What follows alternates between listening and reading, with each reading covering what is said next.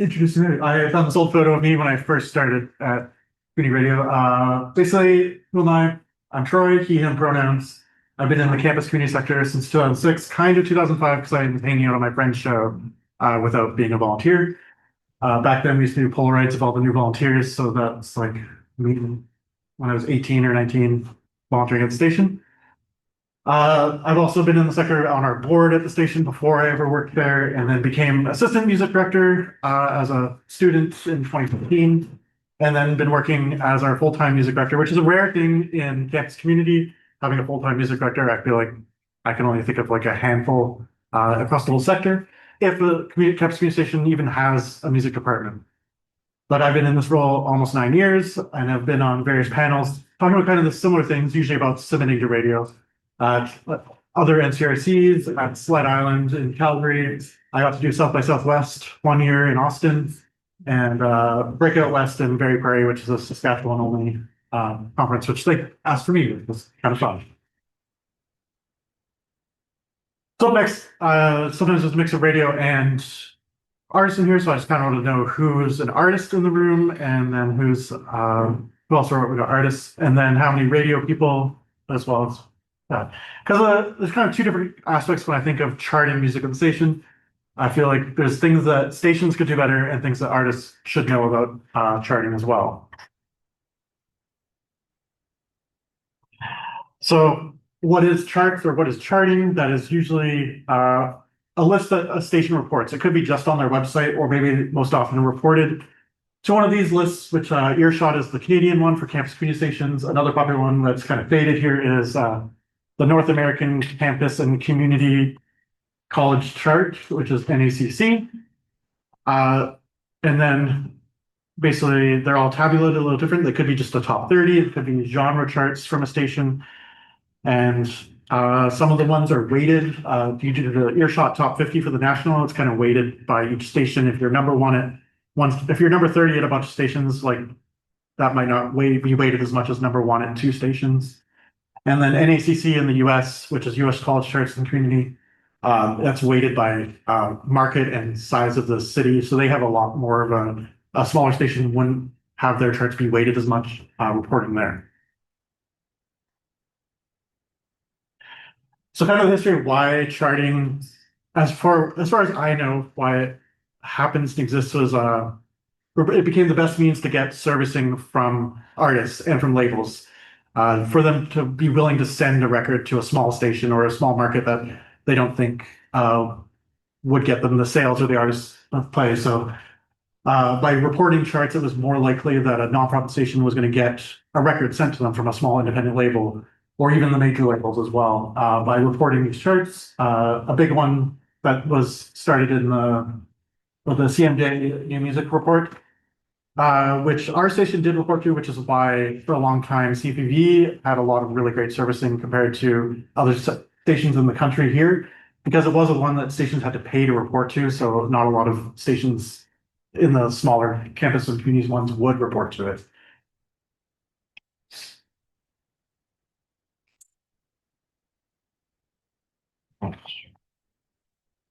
So yeah, some why would you want to chart? Why do that? This could be for both artists and stations here.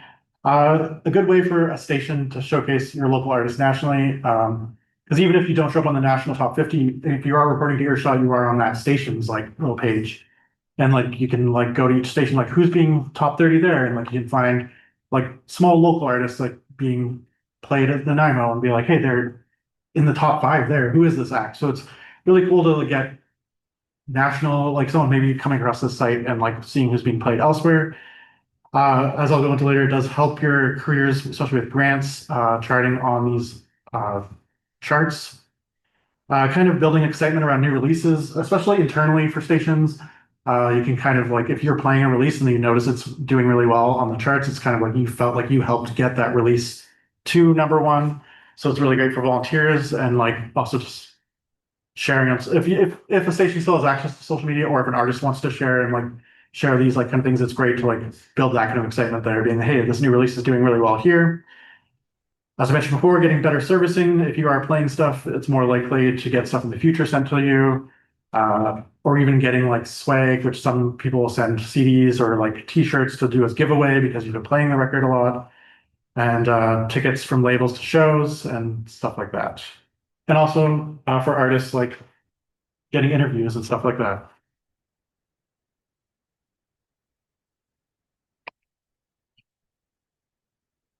So what are some reasons why artists should care about charting? A lot of this sector, if you've ever tried to send a radio, you might know how hard it is to get a response if they even received your release, added it, played it, stuff like that.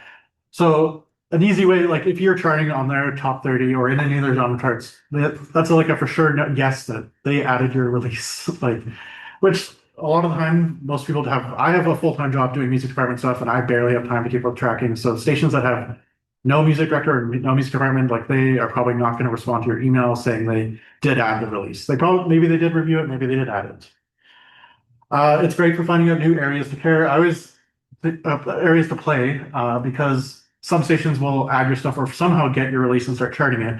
And I know this for a local Victoria band who never sent their stuff to Thunder Bay, but Thunder Bay started charting them. And they're like, how did they find my small punk band and why are they playing them?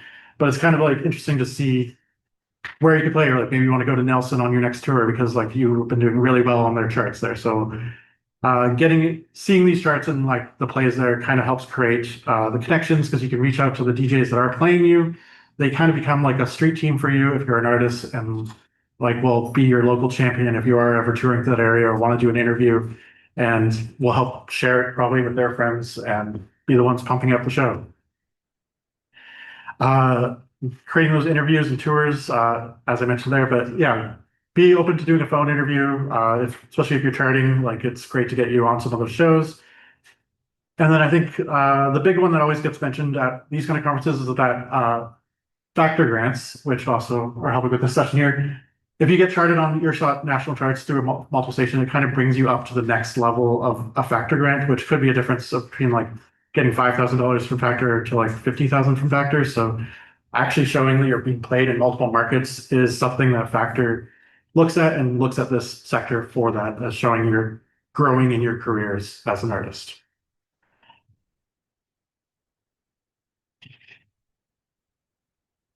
So some common issues for artists, a lot of this will be more about like an improper submission or a submission that is more likely to be looked over, which Jenny is doing a session on Friday. I don't actually remember what time on Friday though, but neither Jenny. But I will be there as well, and we're going to be talking about submissions and like how to get into our sector. So that's like an issue that comes up with like maybe your submission didn't get in because you forgot something or you gave only ways with no data, they're all named track one, or various little things that could pop up. You were selective in sending the record out. I have some friends that are like guilty of this because they don't want to, it's a lot of effort to email your record out to everyone, even if you are using Earshot distro. And maybe you're just being like, okay, the last record I put out only got played by these two stations. I'm just gonna send my record just to those two stations, which I feel like is a disservice because like our sector changes a lot. There's always new volunteers with new shows and new genres. So even if they didn't like your last record, there could be someone new at that station that's gonna fall in love with your band. So send them all out, send it to everyone at the same time. Don't be like selective, be like, I'm only gonna send it to Nanaimo and Victoria or something like that. Which also leading into that is, yeah, send it to everyone because all of us have different processes of like how long it takes a record to get processed and into our system. So if you do want to chart nationally at the same time, definitely send it to everyone. And if you are an artist that ever wants to tour the US and are doing US college radio at the same time, do that at the same time because we report to the same charts for the NACC, which the US promoters care about. Maybe not knowing your charting, which set up a Google alert with your band name if you have an or artist name, like so that whenever someone on the internet's like saying something about you, like you're getting a Google alert about that, which is useful because a lot of our stations are blocked on social media because of C18. That has blocked us. Some of us have workarounds, so we might be able to share that you're being reported, but that's a good way to find out about that. And 11 a.m. on Friday is when Jenny's. Yeah. I don't remember what I wrote about this one thing. And then, don't know what it means, which is just like you don't know what it means that you were charting, which usually means that you've been played on multiple shows at the station. At least in the case of CFUV, it means probably at least two to like five shows played your release, which is like that kind of thing. There's also more information on the Earshot website that I should have put a photo of, but if you're ever on that website and you are charting somewhere, if you look at your artist name and then title, there's a little I next to your release title. If you press that I, it goes up to all your history of reporting at all the stations that have reported that release. So you can look week by week where you were in each one, which is kind of not really known on that website. It's kind of a little hidden thing there. For stations, I feel like this is one of the reasons lately there's been a lot of on the Earshot side, a lot of mistakes, which is why I kind of was like, I want to do a thing on charting for stations because there's a lot of improper reporting, which makes it harder to have you chart nationally if you're an artist. So sometimes people will put multiple copies of the release under slightly different variations of like how the name is like, because artists' names, sometimes they want to do something unique with the name, can create like issues where someone did an ampersand rather than an and sign between like two names, or maybe did like, because usually on Earshot, when it's entered in the background, it's like last name, comma, first name, but maybe they did it all as one name. That could cause an issue.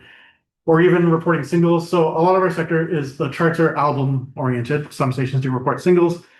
But the idea within US college charts and our campus community charts is that once the album is out, the album is what charts. And then that's, even if you're just playing the single, you should report the chart as what is being played, because then that will add together with other stations that are reporting it and better chance of being in the national top 50.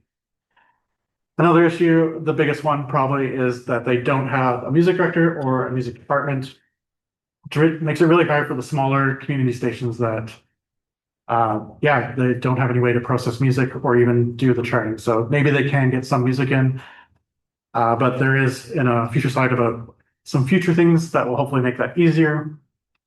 Another thing is not us, even I'm bad with this because of social media being blocked, but not sharing with artists that they're doing well, or even like in emails being like, hey, you've been doing really well the last few weeks, and like this many people played you, and it's nice to like give that kind of feedback.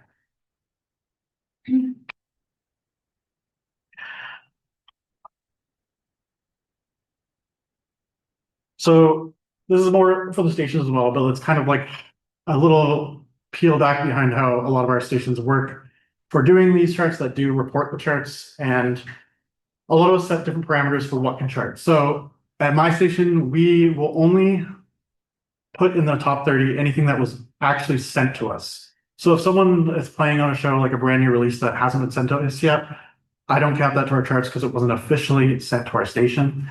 So that is part of, because we get a lot of servicing, and I do a lot of curation work. So maybe I'll see that they're playing a new release and I'll like reach out to you to try and get an official copy. But a lot of stations might have a different process for that.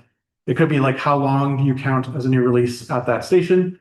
Some stations, it's as long as like 6 to 9 months for a Canadian artist, to like our station, which is a short, you're only a new release for 3 months. So for only 3 months from when you send us a release, will you be eligible for our charts before you become recurrent, which you're just in our library at that moment.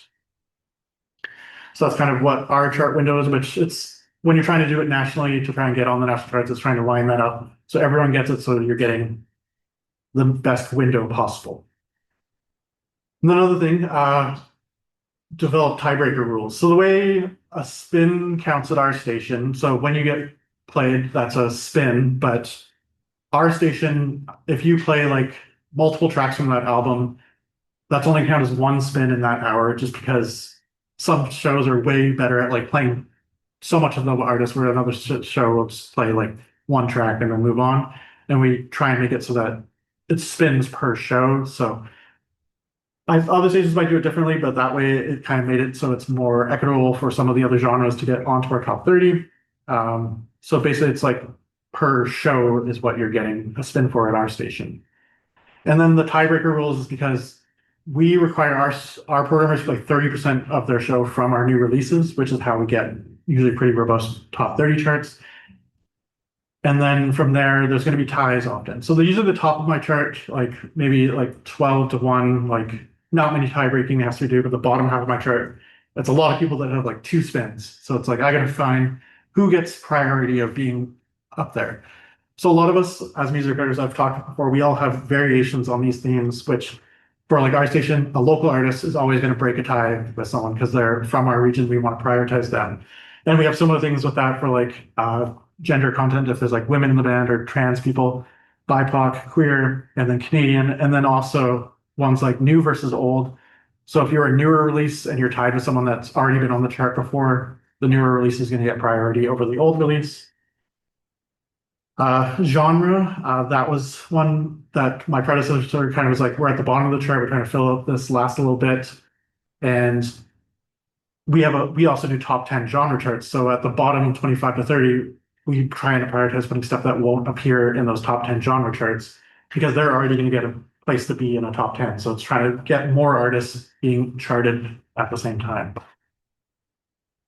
And then the last one is a bit more if you are actively talking with artists. Like if you develop a relationship with a station, they are also more likely to break a tie with you because they know you've chatted with them. They're like, oh yeah, that release, they were so great in person to chat or like an email. So it kind of creates that parasocial connection that helps them break a tie.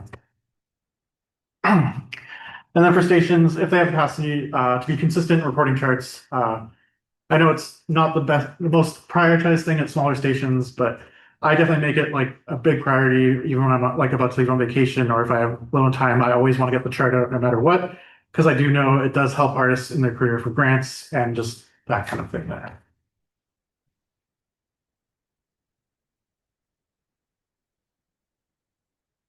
So the next little bit here is some ideas about the future. Some of this I don't know as much of the detail, but I know Barry at NCRC automated logging, which it's going to be for stations really great and easy to like create charts because they no longer have to.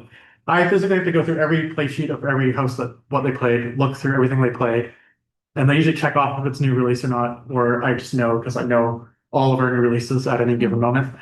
And then I add that to like a database that spits out like a report. So I am looking over everyone's show and seeing what was played, but with automated logging, it'll be a lot easier to like get a report, be like, these are all the new things, everything that was played this week, which is going to make it easier to create charts and help artists and make it, but US based reporting will still probably take time because you have to manually enter those. And the other side of why the value chart will grow, but the automated logging, once that comes to our sector, for artists, the plan is to lobby SOCAN to take 24/7 logs from our sector, which will hopefully mean paying out more often rather than the 12 days a year that they do from our sector. Which would be nice to actually get paid for the radio play at a station that will play your music. This was a really short and fast, but I have lots of time for questions. I didn't know how long this was because I didn't run through it before making it, but yeah. Does anyone have questions? Yeah. So tie breaking, Yeah.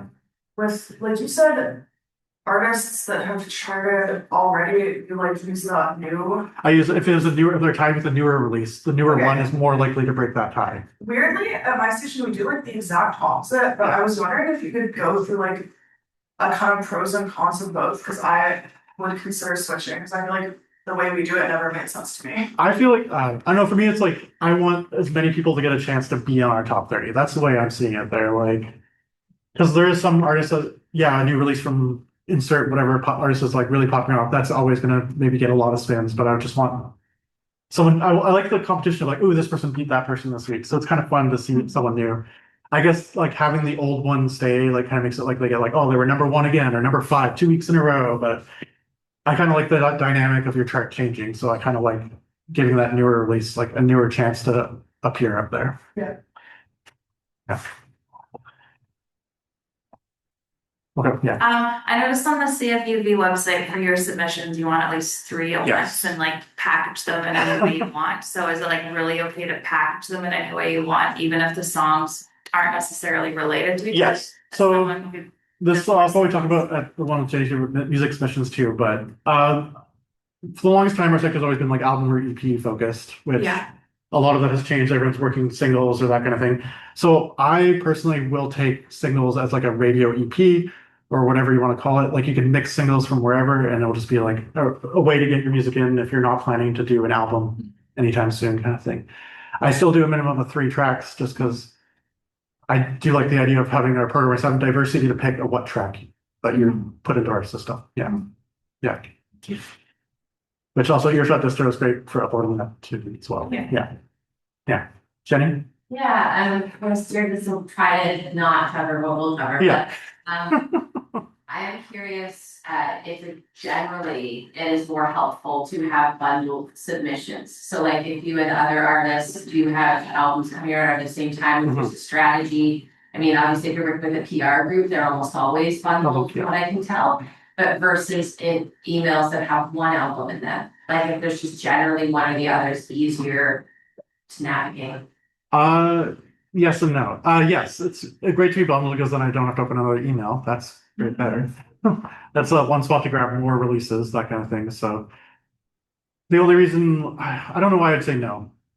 I think it's mostly yes, that's a good bundle with artists. It's great to get more releases in there. The only thing is sometimes I'd have a question because I've definitely had like random people send me a release that they're not in that band and there's just like not a publicist or something. So I'm like, do you have permission to send that release to me? That's the only question I usually have in those cases. Because I don't know if they have permission to give me broadcast rights for that release.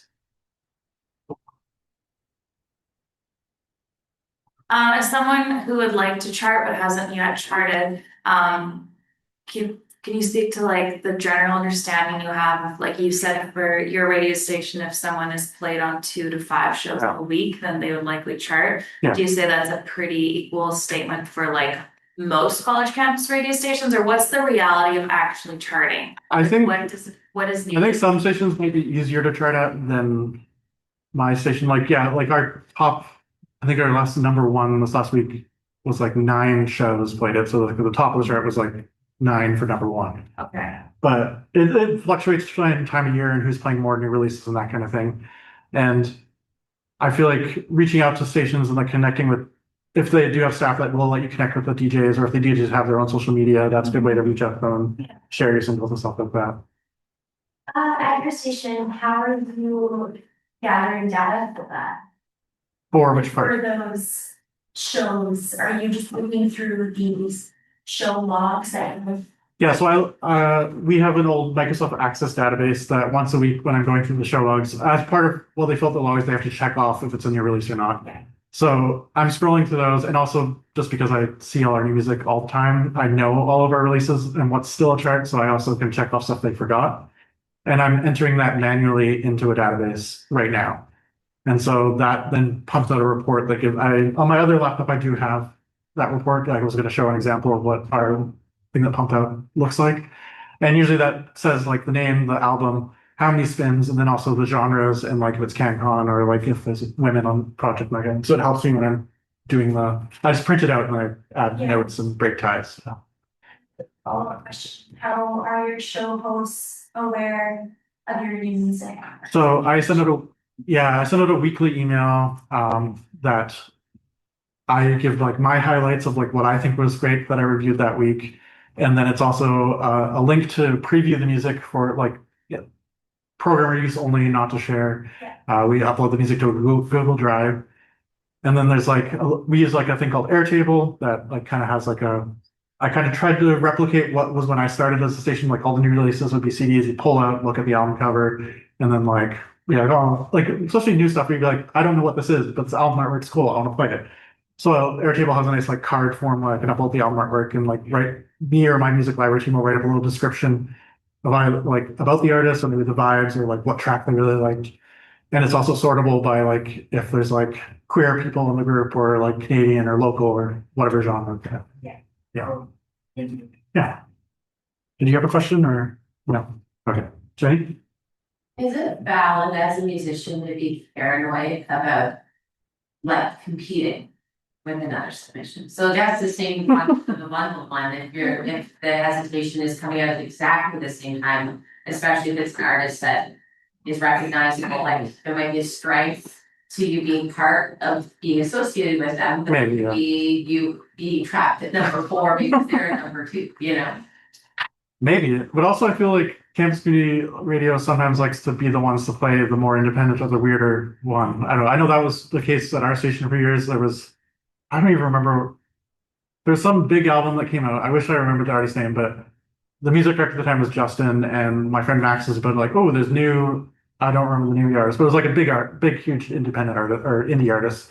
And then Justin's like, oh, no one's played that yet. You'd be the first one to play it. And then he like put it back in because he's like, oh, I don't want to be the first. But that's our station's a little weird and wants to play the weirder, more independent stuff. So Have you heard of a service called Yangaroo? yes. And what do you think of it as somebody receiving, like as an option, I send a song out to a station, or opposed to I work with somebody at Yangaroo, Yeah. and then the end they can go on there, all the metadata is all in there. Yeah. Is there one that's better or worse, or are they good? So I do use Ingaroo, but I feel like a lot of the other campus stations or community stations won't. It's a lot of the commercial stuff is put up on there, so it's like where I will get stuff from major labels. Play MPE is a little bit better if you were to go in the route of like those kind of distributors, but our sector we built Earshot Distro, which a lot more of the stations are starting to use, and the programmers themselves can get profiles and access to those songs. Whereas something like Yangaroo, it's like only the staff often.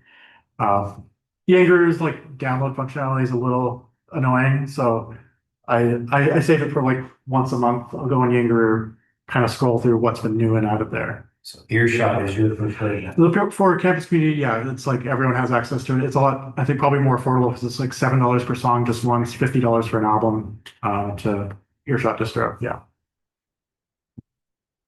So Yangaroo, if you're going to use it, it should be more for a higher level, or do labels use it more? Yeah, it's that I think it's where most things from Universal Canada is. I'm trying to remember who uses Play out of the majors. Some use Play MP and some use Anchor. Probably they invested in creating it, kind of thing. And maybe it's a great way to like get access to possible commercial station play or CBC. I'm not sure. Yeah. Is the Earshot? I only dabble with it. Does it have a tracking system as well? They can track who listened and downloaded on the artist side. Yes. So you can see which stations downloaded, and it gives you access to a contact spreadsheet of every station, who you can contact up them to. Do you have any advice for stations that are a little smaller and don't have a ton of show hosts? So it's more like a playlist for charting. Yeah, for charting. I think that's like a case of like there's a lot of US smaller camp stations that do that. So I kind of run into that with the promoters I talk to because they're always talking about like, hey, can you like playlist this kind of thing? So I feel like the music directors there take a lot more time in like trying to like build those playlists and then charting from there kind of thing. For us, I feel like the programmers that you do have, like trying to encourage them to like integrate new releases into their show is like very key to like creating a more dynamic chart because like. And that's also where I have time to do like curation stuff because like when you get like a brand new Afrobeat show, I'm going to spend more time trying to get Afrobeat releases for our station kind of thing. So that's a big thing about our music submissions is like, I might pass on something the first time you send it, but that's probably just because we don't have a show that plays that genre or that niche sound. But that always changes because we're always getting new volunteers. But yeah. Jenny. I have a response to that may or may not be helpful depending on your volunteers and how many you have, but because we were making playlists on occasion of new Canadian or new music in empty spots or last minute no shows or whatever, we just turned that into a specific volunteer opportunity to create what we call a selector. And it is people creating playlists, so it's like a written list that we still do the programming of it, but then there's like a person that chose it all instead of it being kind of more randomly picked out as a new folder. Yeah, so like it just means that somebody excited and so I could shift a lot of music for like interested volunteers to playlist duty. Because like if you really want to be immersed in the music, that's like one of the most kind of like easiest ways to do it, just get in the new folder. And so it may kind of split the difference if you can't find people to program and host a whole show. It's a smaller ask, but it still has that kind of human element. So who people students or teachers? We just we program them in with the automated whatever, but they're still informed by a human giving us a list. And that human has done the math that it is about an hour or about a half hour or about 20 minutes so that their program director knows what he's working with. And they don't get the liberty of knowing when it will air. they just give them to us, and we have a bunch of selectors, and our programming coordinator puts them on at random times, but it still counts for charts because it's still human beings picking the song. So it's been a good splitting the difference when we haven't had a lot of music hosts. Cool. Yeah, it's good. Mike? Yeah, I just want to clarify something you said. You said that, because I also submit stuff of my own Yeah. stuff and my friends know I do Yeah. it, so I do. So should I be staying on the ones that I'm not musically involved in, say that I've been given permission by the artist to submit on their behalf, or? Yeah, I feel like if it's the first time reaching out to station, I feel like I know you and I know like the work you've done, so I feel like I've always trusted it kind of thing, but. And I feel like a lot of us stations don't, I think a lot of us will accept wherever we get stuff. I try and be above board and be like, I want broadcast permissions before I add it officially kind of thing. Even though our programmers, like we got young programmers playing off of Spotify, but like that, we don't technically have broadcast permissions for streaming anyway, so yeah. Yeah. Can you speak to the relationship between, like, obviously you can log into your shot and see what music is uploaded versus like the submissions that are emailed to you? What's kind of the interplay between those two? The interplay right now, The selection you're in. Yeah. I feel like the best interplay right now is to still also send an email and like have that link to the earshot download kind of thing. And like, it's especially useful now because now when you have that earshot upload, you get access to all those contact emails as well on there. And like kind of doing it like, hey, this is uploaded now, here's the link kind of thing. Because there's a lot of stuff uploaded there. There's always like a lot of singles, new stuff added. So it's hard to scroll through what's new to the last time I checked. So it's nice to get those emails being like, this release got uploaded here. This is when I want it to go for airplay. And like, yeah. What's a good email subject line to get suspension? Music submission is best. I don't know. Just saying music submission is very like if you go to the Earshot distro website, there's like a one of the lines had like a thing about like best practices for sending, which was came from a roundtable that a bunch of us music directors did about like that. And you'd be surprised, like just having basic like album submission or music submission like in the title like goes a long way. Because I feel like there's so many people that like put weird things in the thing and I don't know if it's real. Like I feel like there was someone recently was like, I want to grab you a beer. And I'm like, how is this album? I don't know if that's an album submission, but and there's so many like just tour announcements or like other things like that. So it's hard. My inbox is at like 8,000 emails right now. It's like 150 to 300 emails a day. If I take like I'm gonna get behind just because I'm here, but like it adds up. Jenny. On that same topic, should we disclose in subject line like Canadian? Or like are the basic ones that might jump you up in terms of getting open faster if the station's looking for a certain percentage? I feel like I don't need to know Canadian in the subject line in your like one sheet or little description. That's great. If you're local and sending your local station, adding like your local submission will help speed me up into a priority. I kind of review stuff in kind of a, I should talk about how I review stuff. This would be for music submissions, but promoters get hired, they like hound me every week. And so like, because I have a relationship with them, I am on top of reviewing their stuff. If you were sending me stuff as an independent artist, if you put in like an ad date in your like list somewhere, like I want this to go out for ads at this day, I'm more likely to try and meet your ad date than if you just send me a release. And then I'm like, okay, I don't have time to get to this week, I'll push that to next week and I move it to my next week folder. But depending on where I am in my reviewing process. So if you have a specific ad date you want this stuff to go out to radio, I'm more likely to rush to get it reviewed because I know that that's when you want to be. How much music do you reject based on the qualities or production and quality or?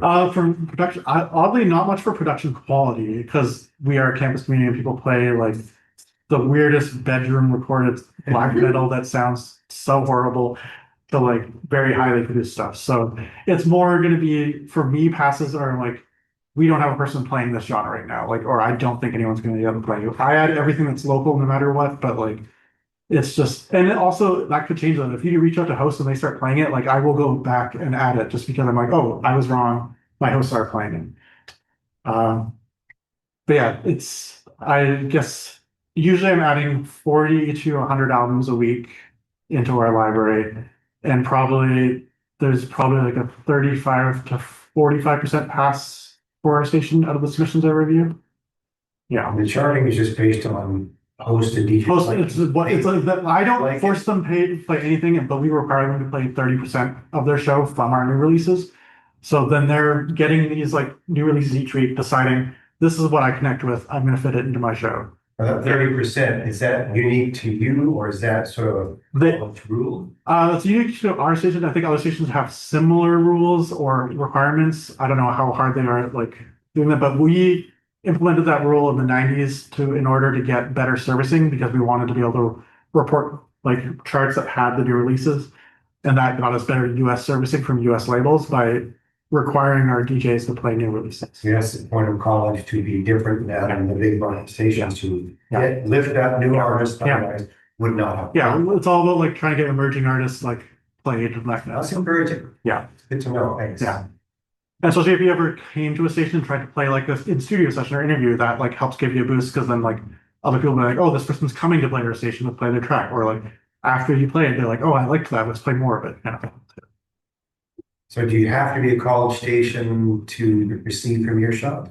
No. So Earshot's for all the community stations and all stations in Canada. I don't know if CBC has access.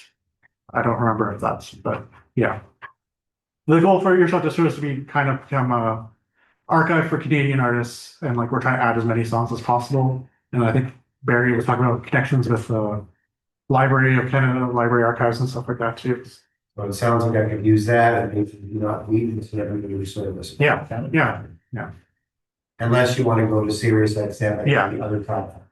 Yeah, if you can find someone that can get you on Sirius, that would be great because they pay out really well. So if you can get Sirius play, Yeah, can you tell, I've heard ridiculous numbers they pay $43 US per spin. play. Yeah, Where did I don't know where they get the money from, Like I said, how is that possible? but like I've had friends that got $2,000 per quarter from Sirius from radio play, My God, and I don't know how they afford to pay for that, but because we if just, you can get Sirius play, So not Spotify pay pennies and Sirius pays out like I don't know the answer to this question. yeah, half a. But it's like if you can get satellite radio play as an artist, that's the thing. But Earshot doesn't connect, you have to go through the service to get, you know, at least present it. Yeah. To Sirius, right? Yeah. If you can find a way to get that, I don't know the connection to get there. I know you have to be signed up for SoundScan in the US. If you want more information about that, there's a great website called trickledownmusic.org or Sean used to run Sled Island. He also has in a few bands. He wrote this it's a little bit dated now, but he has a lot of details about like their payments that they got through Sirius and like stuff like that, and all the things you need to sign up for. And it mentions like a few of the things for US radio play. So that Yeah, just as a continuation, sort of be a light hawk here, but my rep, I worked with Anne Guru and I've been kind of in Mhm. communication. And she goes, they pay like $50 a play. And I go, how can that be? I don't know. Did the math, made no sense. But especially because they do discounted subscriptions for $60 and like oh, yeah, we would pay like $8 a month, but she walked me through the back end of Yang Groove I was mentioning to you. She showed me all the metadata, the artwork, all the stuff. And Sirius XM is one of them. And you can go there and target them directly through the Yang Groove platform. There's a free one, and there's $100 a month version for Pro when you get more tracking. So as far as I know, Yang Groove, you can access Sirius, whether or not to play it. But you work with somebody there who will start help like you tweeting at their hosts to play your track too. Yeah, so it's an option, at least it's a real option. Yeah. It just depends on you to find someone that will work with you. Well, yes, I think this will work for that station. Yeah. And I'm trying to develop. It was definitely a lot better when Sirius still carried the CBC3 channel because then they were playing a lot more Canadian artists, but they no longer are required to carry that channel and then they dropped it. So that's how my friends that were touring a lot got play because there was a CBC Radio 3 Sirius channel and they got placed. So the numbers are real, nobody knows, so. But What are they doing with that? Yeah. Jeez. Yeah. Mike? Another clarification. Yeah.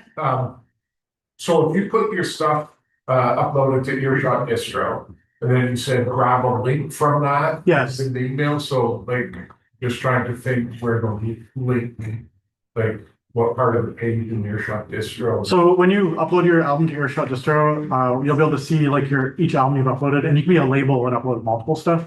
There's like a copy of this link, and it's a direct link. If you click that link, it won't go to anything really for you. But if you send it to someone that has a radio account from the back end, it goes directly to that page where they can download the release, see all the information about it. Okay. Yeah, and then you get the tracking data of like this station listened to it, this Yeah. station downloaded it, this that. Okay, so I'll figure that out. Yeah, and also reach out to any of your local stations because they can give you a referral code.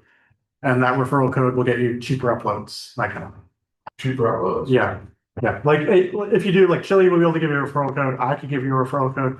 And then the stations get like a bit of money back too, kind of thing, like we get cheaper membership fees if the more artists that upload. Yeah, It's good for everyone. yeah. There's also like or if you go to the Earshot Disco thing in Nanaimo on Saturday, they'll probably tell you that the code for uploading is like Earshot DC and you get a free upload for your first album. Even if you've done a few. I don't know how many, yeah, maybe if you've done a few, maybe it's just that one, I don't know. How do you define local, and is it per station definite? Every station is gonna have a very different thing. I base it off of, is there another campus community station nearby kind of thing. So I know, I don't consider Nanaimo local because Chile is here to service that kind of area. But I do consider Duncan kind of, even though it's right over the Malahatch. So it's like, and I do include Souk and some of the Gulf Islands because our signal does reach the Gulf Islands. But yeah, I don't consider Vancouver local. They've got a bunch of local campus and community stations. Yeah. We use our broadcast range as well, but like we would still, yeah, like a KW artist or whatever, even if there's also a bunch of Kitchener stations, they don't just be local at multiple stations. So yeah. Thank Yeah. you. Cool. Yeah, if anyone has any more questions or wants to chat, you can email me music@cfuv.ca, or if you ever want to learn more about sending to US College Radio, I can also chat about that too. But yeah, let's. Bravo.